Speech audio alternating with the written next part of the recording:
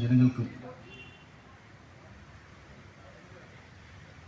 സമാധാനത്തിനും ശാന്തിക്കും ആഗ്രഹിക്കുന്ന എല്ലാവർക്കും ഒരു ഉത്തമ മാർഗമെന്ന നിലയിൽ ധർമ്മത്തെ പ്രചരിപ്പിച്ചുകൊണ്ടാണ് നമ്മൾ ഈ യാത്ര ഇവിടേക്ക് കടന്നു വരുന്നത്. നമുക്കറിയാം, ഇന്ന് ലോകം അക്രമത്തിൻ്റെയും അശാന്തിയുടെയും ഉത്തരംഗമായി മാറിക്കൊണ്ടിരിക്കുകയാണ്. വ്യക്തികൾ തമ്മിലുള്ള പ്രശ്നങ്ങൾ, രാജ്യങ്ങൾ തമ്മിൽ പ്രശ്നം, സകലവിധ പ്രശ്നങ്ങൾക്കും നിയമങ്ങളും അന്തർദേശീയ നിയമങ്ങളും ഒക്കെ ഉണ്ടായിട്ട് പോലും മനുഷ്യൻ്റെ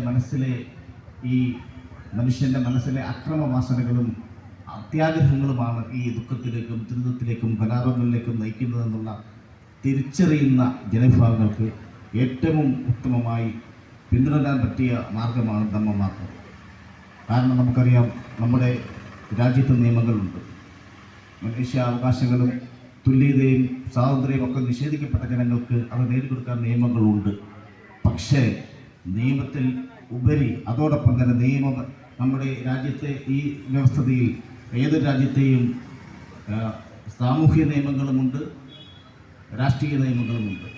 നല്ല പൗരന്മാരെ വാർത്തെടുക്കുന്ന ഒരു സാഹചര്യം ഉണ്ടായെങ്കിൽ മാത്രമേ നമുക്ക് നല്ല പൗരന്മാരായി മാറുകയും എല്ലാവരുടെയും തുല്യതയ്ക്ക് വേണ്ടി പ്രവർത്തിക്കാൻ കഴിയുകയുള്ളൂ.